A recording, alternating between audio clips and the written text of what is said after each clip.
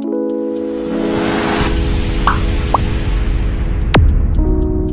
दोस्तों, मैं आर के सिंह आपके अपने YouTube channel NR science classes पे आपका स्वागत करता हूं।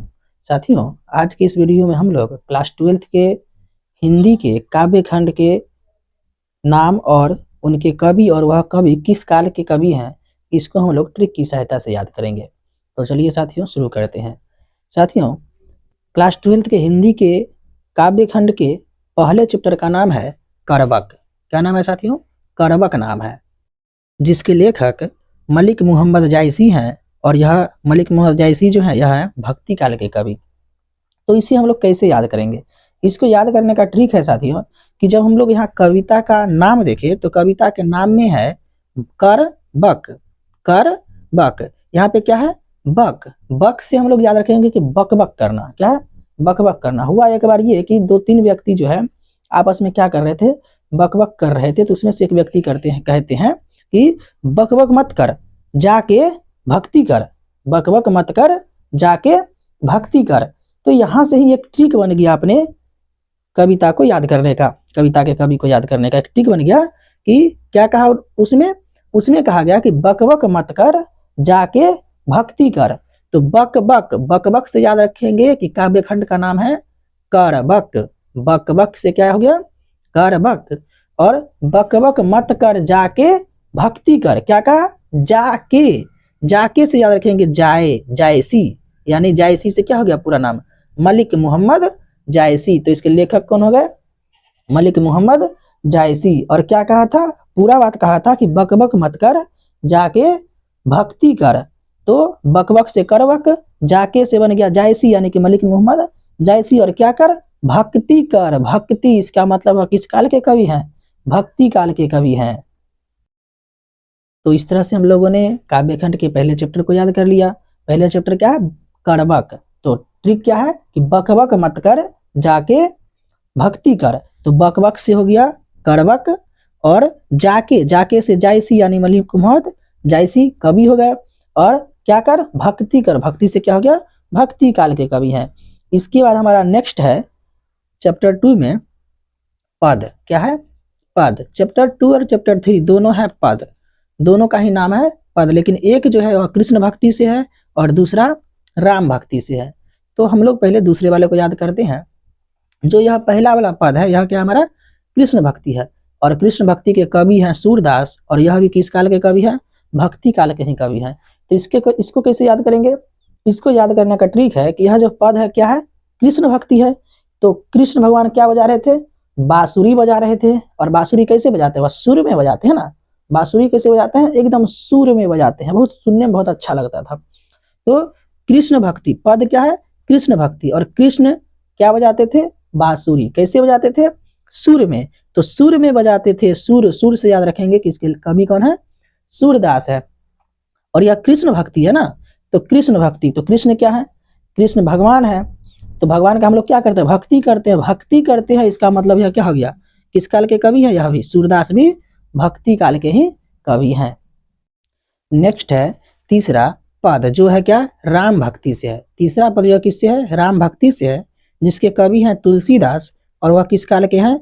भक्ति काल के हैं यह भी। तो इसे कैसे याद करेंगे? तो यह जो पद है किससे रिलेटेड है? राम भक्ति से। और एक बार हम लोग देखे होंगे रामायण में एक सीन दिखाया गया था, जिसमें दिखाया गया था कि जब हनुमान जी पूरे अयोध्या के महल का पूरा भोजन खा जाते हैं और फिर भी वह संतुष्ट नहीं होते हैं, तो माता सीता क्या करती है? राम का नाम लेके तुलसी का पत्ता जाकर दे देते हैं। तो फिर वह तुलसी का पत्ता खा के हनुमान जी क्या हो जाते हैं? संतुष्ट हो जाते हैं। तो वहां पे क्या हुआ था? उस सीन में दिखाया गया था, उस रामायण के सीन में, कि जब हनुमान जी पूरा अयोध्या के महल का भोजन खा लेते हैं फिर भी वह संतुष्ट नहीं होते हैं, तो माता सीता क्या करती है? माता सीता राम का नाम लेके तुलसी का पत्ता देकर उन्हें संतुष्ट कर देती है। तो क्या करती है? राम का नाम लेकर तुलसी का पत्ता देके संतुष्ट करती है। राम से याद रखेंगे राम भक्ति। राम भक्ति वाला जो पद है वह राम भक्ति वाला है, जो पद है वह क्या है? राम भक्ति। और राम का नाम लेके क्या किया? तुलसी का पत्ता दे दी। तो राम भक्ति का क्या हो गया? कौन से लेखक हो जाएंगे? इसके कवि हो गए तुलसीदास। और किस काल के हैं? भक्ति काल के। इसे कैसे याद करेंगे? तो हनुमान जी संतुष्ट क्यों हो गए? क्योंकि तुलसी किसके नाम से मिला था? राम के नाम से। और राम के नाम से वह संतुष्ट हो गए, चूंकि वह भक्ति करते थे राम भगवान का, तो इसीलिए राम भक्ति, भक्ति है ना यहाँ, भक्ति से क्या बन जाएगा, भक्ति काल। और इसका क्या ट्रिक बन गया, तो ट्रिक बना कि राम भक्ति। तो माता सीता क्या की थी कि राम का नाम लेके हनुमान जी को तुलसी का पत्ता दी थी संतुष्ट होने के लिए, और हनुमान जी संतुष्ट भी हो गए थे। तो कैसे संतुष्ट हुए थे, राम का नाम लेके तुलसी का पत्ता मिला था। तुलसी का पत्ता यानी कि राम भक्ति वाले पद का लेखक कौन है, तुलसीदास। और यहाँ पे नाम में क्या है, यहाँ राम भक्ति, तो भक्ति का मतलब कौन से हो गए, किस काल के, भक्ति काल के हो गए। इसके बाद नेक्स्ट कविता का नाम है छप्पय, जिसके कवि है नाभादास, और यह भी क्या है, भक्ति काल के ही कवि है। इसे कैसे याद करेंगे, इसको याद करने का ट्रिक है कि यहाँ पे नाम है काव्य का, कविता का नाम है छप्पय। छप्पय, छप्पय से याद रखेंगे छपना। और जब हम लोग किसी भी चीज को छपने के लिए देंगे तो कैसा देंगे, नया ही छपने के लिए देंगे ना। खास जैसे कि मान लीजिए कहीं पे अगर कोई भक्ति का कोई प्रोग्राम हो रहा है, तो भक्ति का प्रोग्राम में किसी भी अगर बैनर को छपवाएंगे, पोस्टर को, तो नया छपवाते हैं। तो नया, तो गांव घर में उसको नया को कहा जाता है, एक भाषा में बोला जाता है नया को नपका। क्या कहा जाता है, नपका। तो कैसा छपवाएंगे, नपका छपवाएंगे नहीं कि नया छपवाएंगे। तो नया से क्या याद रखेंगे, नाभादास। छप्पय, छप्पय मतलब क्या, छपाना समझ लीजिए, क्या छपाना, छप्पय मतलब छपाना। और कोई भी चीज छपवाएंगे तो कैसा छपवाएंगे, नया छपवाएंगे, नया छपवाएंगे। नया मतलब क्या हो गया, नाभादास। इसके कवि कौन हो गए, नाभादास हो गए। और यह किस काल के हैं, भक्ति काल के। तो इसे कैसे याद करेंगे, तो नया छपवाएंगे क्या करने के लिए, भक्ति हो रहा है कहीं पे, भक्ति का कोई प्रोग्राम, तो इसके लिए ना बैनर नया छपा रहे थे।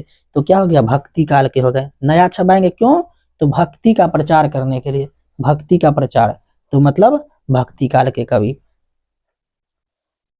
नेक्स्ट कविता है कवित्त, जिसके कवि हैं भूषण, और यह क्या है, रीति काल के। आपके क्लास 12th में जितने भी कविता है और जितने भी कवि है, उसमें से एक यही भूषण कवि है जो किस काल के हैं, रीति काल के हैं। तो इसे कैसे याद करेंगे, तो यहाँ पे है कवित्त। कवित्त में से हम लोग निकालेंगे कवि, क्या है, कवि। और कवि जो है, कवि का नाम मान लीजिए कि क्या है, भूषण है। अपने इधर एक, हमारे इधर एक भूषण नाम के व्यक्ति हैं जो कवि हैं। तो वह जब कहीं किसी समारोह में जाते हैं कहीं पे, तो उन्हें कहा गया कि भूषण कविता सुनाओ। क्या कहा गया, भूषण कुछ कविता सुनाओ। तो भूषण जी पूछते हैं कि किस टाइप का कविता सुनाए।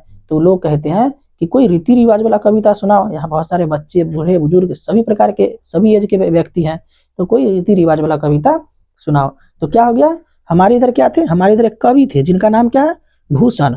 तो यह जब एक समारोह में गए थे, एक आयोजन में, तो वहाँ क्या कहा गया कि भूषण जी एक कविता सुनाइए। तो कैसा, तो रीति काल का। तो यही तो ट्रिक बन गया। ट्रिक क्या बना कि भूषण क्या है, कवि है, तो कवित्त के कवि कौन, कवित्त के कवि हो गए भूषण। और भूषण को कैसा कविता सुनाने के लिए कहा गया था रीति काल का, रीति रिवाज वाला। तो यानी कि यह क्या हो गया, रीति काल। तो इस तरह से मैं यह भी याद हो गया। नेक्स्ट कविता का नाम है तुमुल कोलाहल कलह में, जिसके कवि हैं जयशंकर प्रसाद। और यह किस काल के हैं, यह आधुनिक काल के। यहाँ से आगे नीचे जितना है सब का सब जो है आधुनिक काल के ही कवि हैं टोटल। तो इसी कैसे याद करेंगे, इन सब का भी ट्रिक है। यहाँ पे कविता का नाम क्या है, तुमुल कोलाहल कलह में। और कवि क्या है, कवि कौन है, कवि हैं जयशंकर प्रसाद, और किस काल के हैं, आधुनिक काल के। इससे कैसे याद करेंगे, इसको याद करने का ट्रिक है कि आजकल आधुनिक समय में जो है शिव चर्चा होता है, आपको पता होगा शंकर भगवान की पूजा के लिए कि शिव चर्चा होता है। तो आधुनिक काल में जो शंकर भगवान की पूजा होती है, तो पूजा खत्म होने के बाद प्रसाद का वितरण होता है। तो वहाँ प्रसाद को लेने के लिए पूरे भीड़ में क्या हो जाता है, कोलाहल मच जाता है। बिल्कुल क्या मच जाता है, कोलाहल। याद रखना है साथियों कि आधुनिक समय में सबसे ज्यादा आजकल क्या हो रहा है, बहुत ज्यादा मात्रा में आजकल बहुत ज्यादा जो है शिव चर्चा होते रहता है। शिव चर्चा में किसका पूजा होता है, शंकर भगवान का। तो आधुनिक समय में शंकर भगवान का पूजा होने के बाद जब प्रसाद मिलता है, तो क्या होने लगता है, प्रसाद लेने के लिए पूरे भीड़ में एकदम कोलाहल मच जाता है, मुझे दीजिए, मुझे दीजिए। तो बस यहीं से ट्रिक है कि आधुनिक समय में क्या होता है, शंकर भगवान का पूजा होता है, शंकर भगवान का पूजा होता है। तो पूजा होने के बाद क्या मिलता है, प्रसाद। प्रसाद के लिए क्या होने लगता है, कोलाहल होने लगता है। कोलाहल क्या होता है, कोलाहल। यानी कोलाहल वाले कविता के कवि कौन, जयशंकर प्रसाद। कोलाहल क्यों होता है, शंकर भगवान की प्रसादी लेने के लिए। कोलाहल क्यों होता है, कोलाहल होता है शंकर भगवान की पूजा के बाद प्रसाद लेने के लिए। तो कोलाहल हुआ, प्रसाद लेने के लिए तो जयशंकर प्रसाद हो गए। और कब, ये सब कब हो रहा है, आधुनिक समय में हो रहा है ना, अर्थात यह किस काल के कवि है, आधुनिक काल के। नेक्स्ट है पुत्र वियोग। क्या है कविता का नाम, पुत्र वियोग है। और कवि कौन है, सुभद्रा कुमारी चौहान। और यह किस काल के हैं, तो यह है आधुनिक काल के। इसको याद करने का ट्रिक है कि पुत्र वियोग के लिए कवि कौन है, कवि हैं सुभद्रा कुमारी चौहान। तो आपके पूरे क्लास 12th में एक ही महिला कवि है जिसका नाम है सुभद्रा कुमारी चौहान। तो आप ऐसे भी याद रख सकते हैं कि पुत्र वियोग जो है उसके कवि कौन है, उसके कवियत्री हैं सुभद्रा कुमारी चौहान। और यह किसके हैं, आधुनिक काल के। लेकिन इसके अलावा एक और ट्रिक है, यहाँ पे है पुत्र वियोग।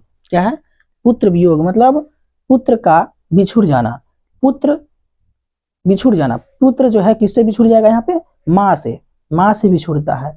तो इसके लेखक कौन है, सुभद्रा कुमारी चौहान। तो एक बात आप याद रखिएगा कि जब तक यहाँ ना कुमारी, और जब तक बेटा कुमार होता है, इसको याद करने का ट्रिक है कि यहाँ पे है पुत्र वियोग।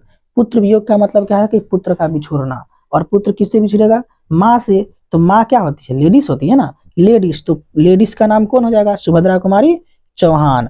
और इसके किस काल के कवि हैं, आधुनिक काल के। तो आधुनिक समय में क्या होता है कि जब भी कोई पुत्र अपने माँ से बिछुड़ता है तो वह माँ क्या हो जाती है, चौंक जाती है अचानक। सबसे अधिक पुत्र वियोग जब होता है, मतलब पुत्र जब बिछुड़ता है तो सबसे अधिक किसको कष्ट होता है, सबसे अधिक उसकी माँ को कष्ट होता है। तो इसका मतलब वह क्या होती है, चौंक जाती है। चौंक जाती है मतलब चौहान, चौंकना से क्या हो जाएगा, चौहान। पुत्र वियोग मतलब पुत्र का बिछुड़ना। पुत्र बिछुड़ता है तो क्या होता है, माँ चौंक जाती है। चौंकना, चौंकना मतलब सुभद्रा कुमारी चौहान इसके कवि हैं। और कब, ये सब आधुनिक समय में, मतलब यह क्या हो गया, आधुनिक काल के कवि हैं। इसके बाद नेक्स्ट है ऊषा, जिसके कवि हैं शमशेर बहादुर सिंह। और यह भी क्या है, आधुनिक समय में। तो इसको याद करने का ट्रिक है कि आजकल आप सुने होंगे कि ऊषा जो है, ऊषा कंपनी का एक पंखा आता है, ऊषा कंपनी का पंखा आता है। और आधुनिक समय में एक ट्रेंड चल गया है कि पंखे को हाथ से, चलते पंखे को हाथ से रोक देना है। एकदम आजकल ट्रेंड में रहता है कि क्या करता है लड़का सब, एकदम पंखा चल रहा होता है और चलते पंखे को क्या करता है, हाथ से रोक देता है। तो कब रोकता है, हाथ से। तो बताइए उषा कंपनी का पंखा थोड़ा बहुत स्पीड चलता है कि बहुत ज्यादा स्पीड चलता है। तो उस स्पीड पंखे को, उषा कंपनी के पंखे को रोकने के लिए क्या चाहिए, एकदम बहादुर व्यक्ति चाहिए। जो बहादुर होगा वही ना रोक पाएगा उसको, चलते पंखे को। तो बहादुर कैसा, उषा कंपनी के पंखे को रोकने के लिए कैसा व्यक्ति चाहिए, बहादुर व्यक्ति। बहादुर मतलब शमशेर बहादुर सिंह इसके क्या है, कवि है। और ये सब कब से ट्रेंड आ गया, कब, पहले ये सब थोड़ी होता था, ये तो आजकल का लड़का सब करने लगा है। तो मतलब आधुनिक समय के हैं या कवि। ये शमशेर बहादुर सिंह कब के हैं, आधुनिक समय के। याद रहेगा उषा, उषा मतलब याद रखें उषा कंपनी का पंखा आता है। पंखा को रोकने का आजकल ट्रेंड चल गया हाथ से। तो हाथ से कौन लड़का सब रोक पाता है, जो बहादुर लड़का सब होता है। तो इसका मतलब बहादुर लड़का का मतलब कवि कौन, बहादुर लड़का। और यह सब कब से होने लगा है, आधुनिक समय में हो रहा है ये सब। तो आधुनिक काल के कवि है। इसके बाद नेक्स्ट कविता का नाम है जन जन का चेहरा एक, जिसके कवि हैं गजानन माधव मुक्तिबोध। और यह किस काल के हैं, यह है आधुनिक काल के कवि। यहाँ पे क्या है कि जन जन का चेहरा एक।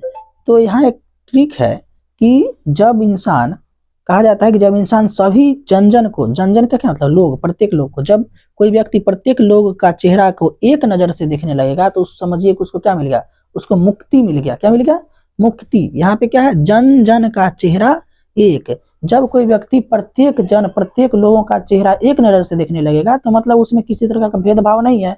और भेदभाव नहीं है मतलब वह समझिए क्या हो गया, उसको मुक्ति मिल गया।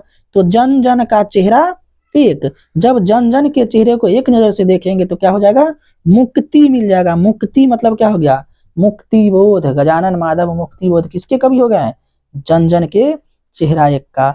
और यह भी किस काल के कवि, आधुनिक समय में। आधुनिक समय में ना मतलब भेदभाव होने लगा है। तो आधुनिक समय में यदि, वर्तमान समय में, आधुनिक समय में यदि जन जन के चेहरे को एक नजर से देखने लगे तो क्या हो जाएगा, मुक्ति मिल जाएगा इंसान को। क्या मिल जाएगा, मुक्ति। तो कैसे देखना है, जन जन को एक नजर से देखना है। तो जन जन का चेहरा एक का कवि कौन हो जाएंगे, मुक्तिबोध। और कब, तो ये आधुनिक समय में यानी आधुनिक काल। याद रहेगा साथियों, बिल्कुल याद रहना चाहिए। क्या है ट्रिक, यहाँ जन जन का चेहरा एक, मतलब जन जन के चेहरा को क्या करना है, एक नजर से देखना है। जब जन जन के चेहरे को एक नजर से देखेंगे तो समझिए क्या हो गया, मुक्ति मिल गया। मुक्ति यानी मुक्ति बोध इसके कवि हैं। और कब, तो आधुनिक समय में, आधुनिक यानी कि आधुनिक काल के कवि हैं। इसके बाद नेक्स्ट है, कविता का नाम है अधिनायक, जिसके कवि हैं रघुवीर सहाय, और यह भी आधुनिक काल के हैं। तो यहाँ पे जो है कविता का नाम क्या है, अधिनायक। अधिनायक में से हम लोग निकालेंगे नायक। क्या निकालिए, नायक। नायक मतलब क्या होता है, हीरो होता है। और आधुनिक समय में हीरो जो है, अगर कहीं पे कोई हीरो है तो वह हीरो क्या है कि सबके लिए सहायक होता है। सबके लिए क्या होता है, सहायक होता है। आधुनिक समय में अगर कोई नायक किसी गांव में है तो वह नायक क्या होता है, सबके लिए क्या होता है, सहायक होता है। सहायक से याद रखेंगे कि इसके कवि कौन है, रघुवीर सहाय। कब, तो आधुनिक समय में, यानी यह भी किस काल के कवि हैं, आधुनिक काल के ही कवि है। याद रखिएगा साथियों, सहायक कौन होता है, नायक। नायक से अधिनायक। अधिनायक के कवि कौन, सहायक मतलब रघुवीर सहाय। और कब, तो आधुनिक समय में, यानी आधुनिक काल के कवि हैं। इसके बाद नेक्स्ट है प्यारे नन्हे बेटे को, जिसके कवि हैं विनोद कुमार शुक्ल। और यह किस काल के कवि हैं, यह भी हैं आधुनिक काल के। यहाँ पे क्या है, प्यारे नन्हे बेटे को, और कवि कौन है, विनोद कुमार शुक्ल। तो यहाँ पे देखिए साथियों क्या है, बेटा। और बेटा कब तक, बेटा है अपने माँ का। माँ का बेटा जो अब कब तक है, जब तक वह क्या है, कुमार है। आजकल एक सॉन्ग निकला है ना, ट्रेंड में बहुत ज्यादा रहता है वह सॉन्ग कि बेटा बेटा मत कर सासू, अब तेरा ये बेटा मेरा है। तो उसका मीनिंग थोड़ा सा हम लोग क्या निकाले हैं, मीनिंग समझिए। वहां कह रहा है कि बेटा बेटा मत कर सासू, अब तेरा बेटा मेरा है। मतलब बेटा जब तक कुमारा था तब तक तेरा था, अब शादी हो गया तो अब बेटा किसका हो गया, मेरा हो गया। कौन कह रही है, पतोह कह रही है। तो वहां पे क्या करे, पतोह कह रहे कि बेटा बेटा मत कर सासू, अब तेरा बेटा मेरा है। मतलब जब तक कुमारा था तब तक बेटा तेरा था। क्या था, कुमारा। कुमारा यानी कुमार, यानी कुमार जब तक रहता है तब तक क्या रहता है, बेटा रहता है। जब तक वो कुमार है तब तक क्या है, बेटा। यानी कि प्यारे नन्हे बेटे का कवि कौन, कुमार, यानी विनोद कुमार शुक्ल। और यह जो सॉन्ग निकला है, बेटा बेटा मत कर सासू, अब तेरा ये बेटा मेरा, ये तो आधुनिक समय में निकला, नहीं तो आधुनिक समय में होने लगा, ये सब चलने लगा है। तो आधुनिक काल के कवि है, किस काल के, आधुनिक काल के। याद रहेगा साथियों, याद रखना, बिल्कुल याद रहेगा। प्यारे नन्हे बेटे को, यहाँ बेटा का बात आ गया तो हम लोग याद रखेंगे कि आजकल जो सॉन्ग चल रहा है एक कि बेटा बेटा मत कर सासू, अब तेरा बेटा मेरा है। तो उसमें क्या मीनिंग है कि पतोहू जो है वह कह रही है अपने सास से कि अब तो बेटा बेटा मत करो, जब तक कुमारा था तब तक बेटा तेरा था, अब शादी हो गया तो मेरा है। तो उसमें क्या कहना है कि कुमारा था तब तक बेटा था, तो कुमारा, कुमारा मतलब कुमार, और कुमार रहता तब तक क्या है, वह बेटा तेरा है। तो जब तक कुमार था तब तक बेटा तेरा था। इसका मतलब बेटा वाला का लेखक कौन, कुमार। कुमार कौन है, विनोद कुमार शुक्ल। कुमार किसके नाम में है, विनोद कुमार शुक्ल में। यानी कि बेटा वाले का, जिस कविता में बेटा लगा हुआ है यानी प्यारे नन्हे बेटे को, इसके कवि कौन, विनोद कुमार शुक्ल। और यह जो सॉन्ग चलने लगा है, यह सब सॉन्ग कब, आधुनिक काल के सॉन्ग है ना, यानी कि यह भी किस काल के कवि हो जाएंगे, आधुनिक काल के कवि हैं। नेक्स्ट है, कविता का नाम है हार जीत, और कवि हैं अशोक वाजपेयी। और यह किस काल के हैं, यह हैं आधुनिक काल के। यह भी, इसको कैसे याद करेंगे, तो यहाँ पे है साथियों, कविता का नाम है हार जीत। तो याद रखिए कि हारते हारते भी जीत जाता है। यहाँ हम लोग समझ लेंगे कि हारते हारते पहले हार है ना, तो हारने के बाद भी क्या हो जाता है, जीत जाता है। हारते हारते भी जीत जाता है कौन, बाज। बाज कौन, बाज। जो बाज है वह हारते हारते भी अचानक क्या हो जाता है, जीत जाता है। बाज से आसमान में जीतना बहुत मुश्किल होता है। तो क्या हो गया, हारते हारते जीत जाता है कौन, बाज जीत जाता है ना। तो बाज, बाज मतलब वाजपेयी। हार जीत के कवि कौन हो गए, अशोक वाजपेयी हो गए। और ये सब कब, आधुनिक समय में ये सब बात कहा जाता है कि हारते हारते भी जीत जाता है। जब कोई इंसान हार रहा होता है ना किसी खेल में, तो लोग कहते हैं अरे अभी हार रहा है, हार रहा है, हारते हारते भी जीत जाता है, ये तो बाज है। बाज कभी भी हारता नहीं, हारते हारते भी जीत जाता है। ये आधुनिक समय में ये सब बात कहा जाता है। दो व्यक्ति आपस में कहीं भी बात करते रहते हैं, कहीं भी खेल हो रहा है, अगर कोई हार रहा है कोई पक्ष और कोई पक्ष अगर जीत रहा है, तो हारने वाला पक्ष के लिए कहा जाता है कि ये सब तो बाज है, ये सब खिलाड़ी हारते हारते भी कभी भी जीत जाएगा। तो क्या हो गया, हारते हारते जीत जाता है कौन, बाज जीत जाता है। बाज मतलब वाजपेयी। हार जीत के कवि कौन हो गए, अशोक वाजपेयी। और ये सब बात कब कहा जाता है, आधुनिक के काल में ना, मतलब क्या हो गया इसके कवि, आधुनिक किस काल के हो गए? इसके हो गए आधुनिक काल के कवि। इसके बाद है गांव का घर, जिसके कवि हैं ज्ञानेंद्रपति, और यह किस काल के हैं? यह भी हैं आधुनिक काल के हैं। तो यहाँ है क्या, गांव का घर। और आधुनिक समय में आप देखिएगा कि गांव के घर में जितने भी व्यक्ति हैं, सब व्यक्ति अपने आप को बहुत ज्ञानी समझते हैं, एकदम ज्ञानी, हमेशा ज्ञान देते रहते हैं एक दूसरे को। क्या गांव के घर में आधुनिक समय में क्या होता है? सब व्यक्ति क्या करते हैं? एक दूसरे को ज्ञान देते हैं। ज्ञान, ज्ञान मतलब क्या? ज्ञानेंद्रपति कहाँ देते हैं? गांव के घर में ना। गांव के घर यानी गांव के घर का कवि कौन? ज्ञानेंद्रपति। और कवि सब देखा जाता है आधुनिक समय में देखा जाता है, मतलब किस काल के कवि हैं? आधुनिक काल के कवि हैं। तो इस तरह से साथियों हम लोगों ने क्लास 12th के हिंदी के काव्य खंड के कवि और वह किस काल के कवि है, इसको ट्रिक की सहायता से हम लोगों ने याद किया। इस तरह से साथियों हमने पूरे काव्य खंड, कवि और उसके काल को एक बार फिर से रिपीट भी कर दिया। उम्मीद करता हूं कि आप लोगों को बहुत अच्छा समझ में आएगा और आसानी से एकदम हंसते हंसते आप लोगों को याद हो जाएगा। साथियों इसी तरह के नए नए वीडियो को पाने के लिए चैनल पर बने रहें, और वीडियो पसंद आए तो वीडियो को लाइक, शेयर और कमेंट करें। साथ ही